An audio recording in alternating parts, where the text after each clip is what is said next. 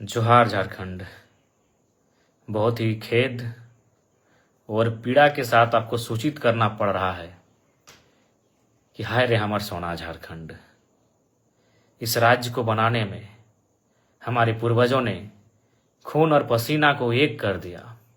इस राज्य को बनाने में हमने अपना सर्वस्व निछावर कर दिया और आज हमें क्या मिल रहा है? जान भी हमने दिया, जमीन भी उद्योगों के लिए हमने दिया और आज उन उद्योगों में एक मामूली नौकरी के लिए जान भी हमारी जा रही है। आज बीएसएल, जिसे पूरे भारत में, पूरे एशिया में जाना जाता है, जिस बीएसएल की स्थापना बोकारो जिला में आज से लगभग 50 वर्षों पहले की गई है।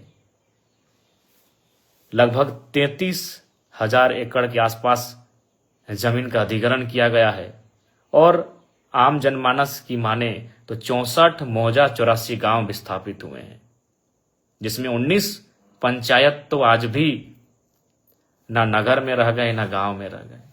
आज अप्रेंटिस के जो अभ्यर्थी हैं वो धरने पर बैठे थे नियोजन की मांग को लेकर, लेकिन उनका धरने में बैठना गांधी के देश में मानो अपराध हो गया। हम इस देश को लोकतांत्रिक देश के रूप में जानते हैं, मानते हैं और है भी। यह देश गांधी का देश कहा जाता है, जहां लोग अनशन, धरना के माध्यम से अपनी मांग को शासन प्रशासन तक पहुंचाती है। लेकिन आज बहुत ही दुर्भाग्य की बात है, बहुत ही दुख की बात है कि अप्रेंटिस के अभ्यर्थी जो धरने पर बैठे थे, जिनके बाप दादाओं ने बीएसएल को स्थापित करने में अपनी जमीन देने का काम किया है, आज सीआईएसएफ के लाठी चार्ज में शहीद हो गए। इसे शहीद ही कहेंगे, मौत नहीं, शहीद कहेंगे कि जमीन देकर बीएसएल बनाया और आज वहां नौकरी एक मामूली ही तो नौकरी होगी, 3rd ग्रेड या 4th ग्रेड की ही नौकरी होगी। आज सीएसएफ के भी कर्मियों ने, सीएसएफ के जवानों ने क्रूरता की हद को पार कर दिया। आज दर्जनों बार मेरा सीआईएसएफ के जवानों से सामना हुआ है, जब मैं किसी आंदोलन में भाग लेने गया हूं और सामने सीआईएसएफ के जवान पहरेदारी कर रहे हो, मैंने उनसे कहा कि ड्यूटी कीजिए। इस वर्दी में जो गर्दी है उसके भीतर एक हृदय है, एक मानवता है, उसका भी ख्याल रखिए। यदि लाठी चार्ज करने की नौबत आए तो पांव में लाठी चलाइए, सीधे सर पे लाठी। वो आतंकवादी नहीं थे, वो अभ्यर्थी हैं, अप्रेंटिस के अभ्यर्थी हैं। उनके बाप दादाओं ने जमीन दिया है। सीएसएफ के जवानों, जिस कारखाने की पहरेदारी करके, जिस कारखाने में आप ड्यूटी करके पगार और पेमेंट ले रहे हो ना, जिससे आपकी पत्नी अच्छा कपड़ा पहन रही है, आपके बच्चे स्कूल में पढ़ रहे हैं, जिसको आपने जान से मार दिया ना, उनके बाप की जमीन पर है वो।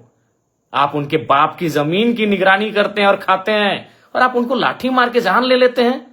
इतना क्रूर कैसे कि आप ड्यूटी की ट्रेनिंग ड्यूटी करते करते क्या आप संवेदनहीन हो गए?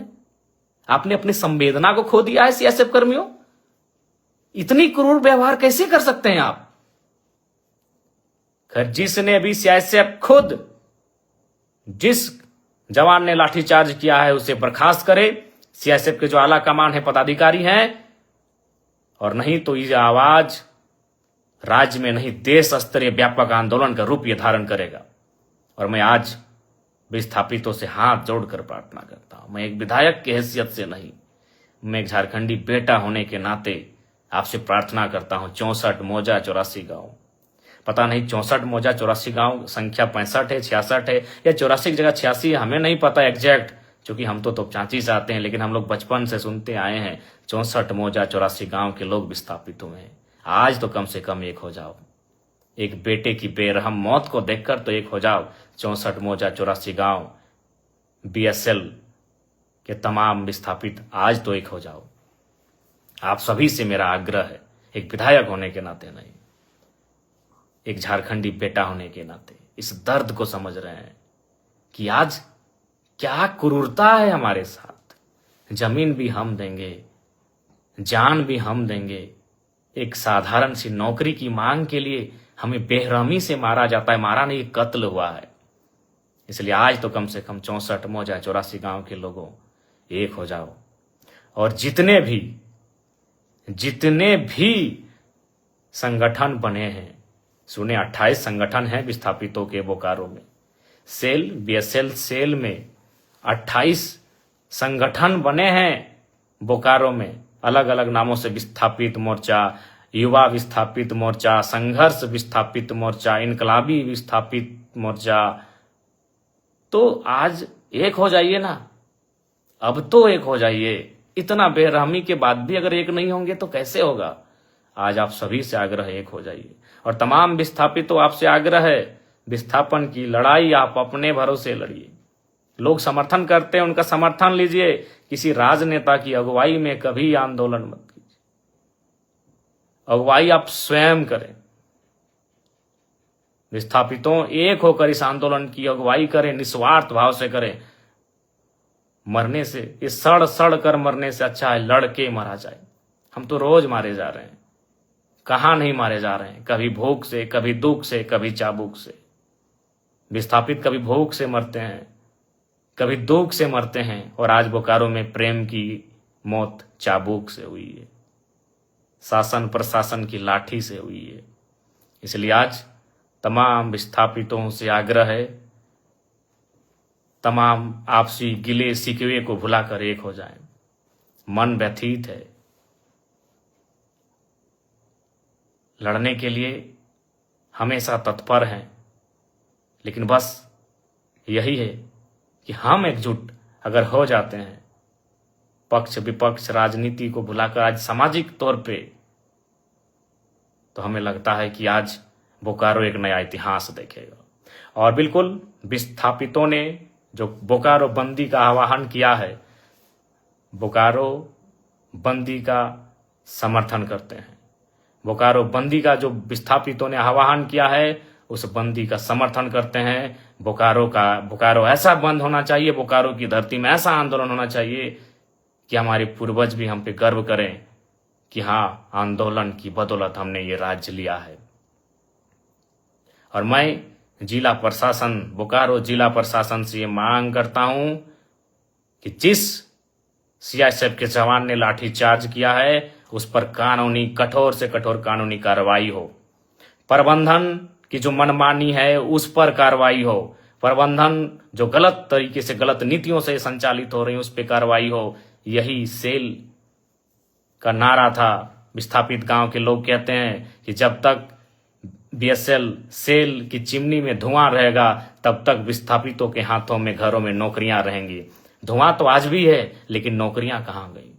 धुआं आज भी है, नौकरियां कहां गई? हम आज तो बेमौत मारे जा रहे हैं, हम कुचले जा रहे हैं। झारखंड के तमाम विस्थापितों, बीएसएल कोई अमर हो के नहीं आया है। न बीएसएल ने अमृत तो पान किया है, अमृत का पान किया है। उसको साधन संसाधन हमारे बाप दादाओं की बनी जमीन पर बनी सड़कों से जाता है। उसे पानी टेनू घाट का मिलता है। अगर टेनू घाट का डैम का रास्ता एक दिन अगर दामोदर नदी में मिला दिया जाए, तो बीएसएल बाप बाप कर उठेगा। याद कीजिए विनोद बाबू का वो दौर, जब उन्होंने कहा था कि डैम, जिन जमीन, हमारी जमीन पर जो डैम है, अगर हमारी नहीं सुन रहे हैं तो पानी नदियों को दे दिया जाए। अगर एक दिन विस्थापित ये ठान ले टेनू घाट का पानी बीएसएल को जाता है, अगर उस पानी को अगर हम केवल शिफ्ट कर दें दामोदर नदी में, तो बीएसएल बाप बाप कर सकता है। आज बहुत दुख और दुर्भाग्य है कि हमारे साथ कितना क्रूर व्यवहार हो रहा है। और ये क्रूर व्यवहार किसान, कामगार, आदिवासी, मूलवासियों के साथ ही होता आया है। वो झारखंड हो, चाहे 2006 जनवरी का महीना कलिंगा नगर उड़ीसा हो, वहां भी लोग जमीन के बदले जान देने के लिए तैयार थे, और शायद 13 लोगों की जान ले ली थी। आज भी उनकी मृत शरीर को, हाथों को, पांव के पंजों को, हाथ के पंजों को संभाल के रखा गया है। जी हाँ, आप बार बार श्वेता जी का नाम ले रहे हैं, मैं उस पर भी कहूंगा, और मैं श्वेता मैडम को एक पत्र भी लिखूंगा। मैं कानूनी कार्रवाई के लिए तो एसपी महोदय को लिखूंगा ही, उनके समर्थकों पर, लेकिन श्वेता मैडम को भी लिखूंगा कि श्वेता मैडम, अगर ढूलू महतो कल पहुंच जाए माननीय सांसद, तो क्या आपके समर्थक उनका बोर्ड उखाड़ेंगे? बोकारो के पूर्व विधायक अगर बिरंची नारायण जी अगर वहां पहुंच जाएं तो क्या आपके समर्थक उनका बोर्ड उखाड़ेंगे?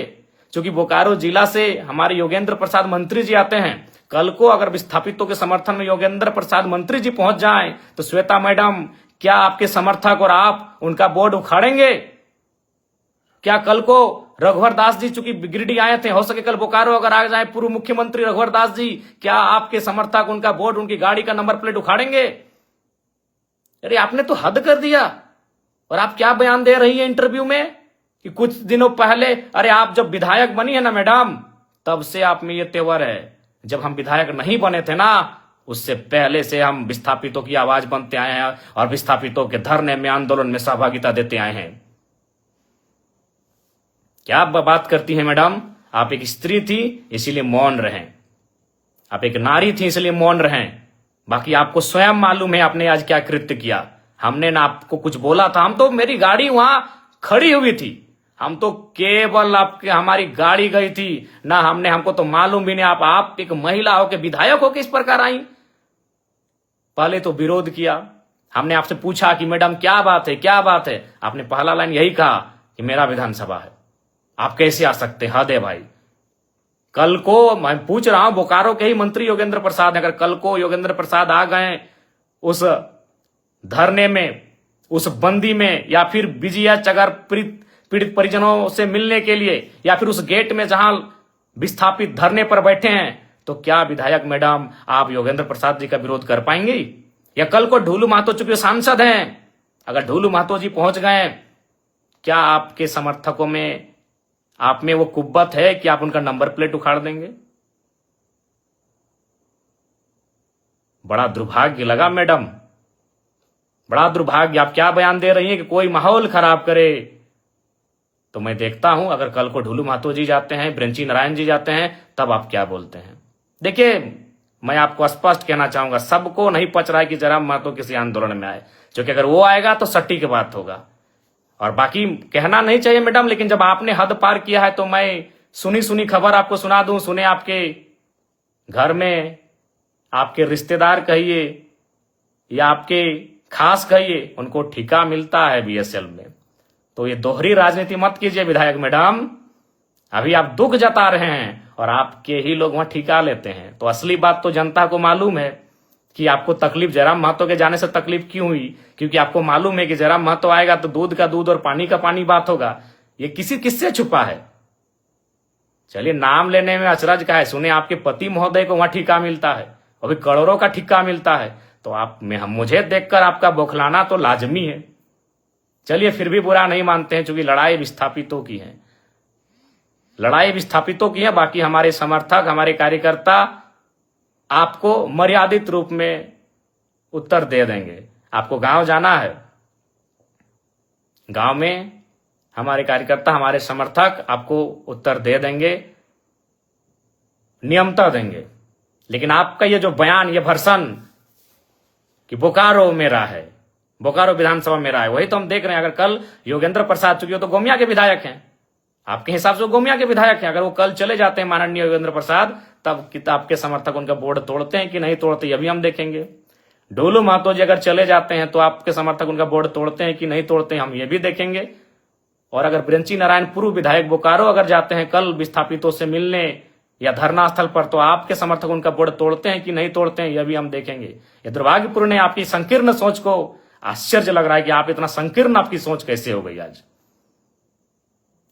खैर, सोच आपकी संकीर्ण कैसे हुई, और हमको बिल्कुल स्पष्ट कहेंगे, झारखंड वासियों, विस्थापितों, विधायक मैडम के साथ जितने लोग पीछे खड़े थे, आप करीब से उनको चेक कर लीजिए, वो झारखंडी नहीं थे। विधायक मैडम के पीछे जितने लोग थे, जो बोर्ड हमारी गाड़ी का, चूंकि हम पीछे आ गए, हमारे समर्थक भी हमें घेर लिए थे, हमारे समर्थक नहीं, जो विस्थापित लोग थे धरने की, दादा आप मत जाइए उधर, उसी बीच उन्होंने हमारी गाड़ी को तोड़ फोड़ करना शुरू किया। और हमने पहले ही कह दिया था कि उनको जो करना है करे, वो नारी हैं, हम कुछ नहीं बोलेंगे। बल्कि हमने आपको प्यार से बुलाया कि मैडम बात क्या है, क्यों यह व्यवहार आप कर रही हैं। तो ये बहुत ही दुर्भाग्य की बात है, आपका जो ये व्यवहार रहा, ये बहुत ही दुर्भाग्य की बात है। लेकिन फिर भी हम उस पर चर्चा नहीं करेंगे, क्योंकि यहां सवाल विस्थापितों के साथ न्याय का है। बाकी आपको हम एक पत्र लिख रहे हैं, उस पत्र का आशा करते हैं आप उत्तर देंगे। पुनः विस्थापितों आपसे यही कहेंगे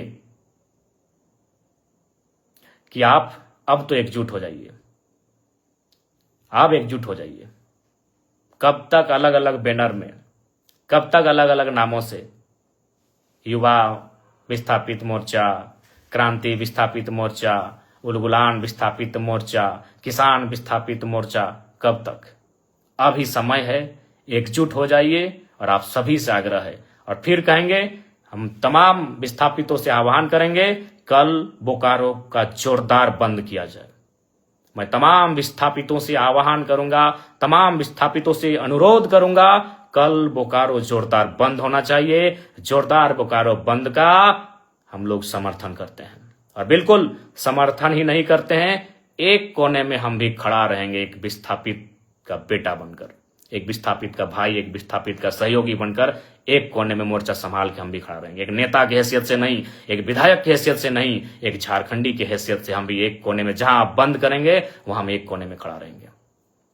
कल चूंकि हमारा गिरिडीह में उपायुक्त से पूर्व का एक कार्यक्रम है, उपायुक्त और 6 के 6 विधायकों के साथ आधा घंटा का बैठक है। उस बैठक को समाप्त करके हम निस्संदेह बोकारो की धरती में आएंगे। तब तक हमारे जितने भी समर्थक हैं, हमारे जितने भी चाहने वाले हैं, हमारे जितने भी कार्यकर्ता हैं, उन सभी से मेरा आग्रह होगा, बोकारो बंद का जोरदार समर्थन करेंगे, विस्थापितों की आवाज को बुलंद करेंगे। और प्रेम महतो जिनकी बेरहमी से हत्या हुई, इस हत्या नहीं, ये शहादत कहें, उन्होंने विस्थापितों के लिए शहादत देने का कार्य किया है।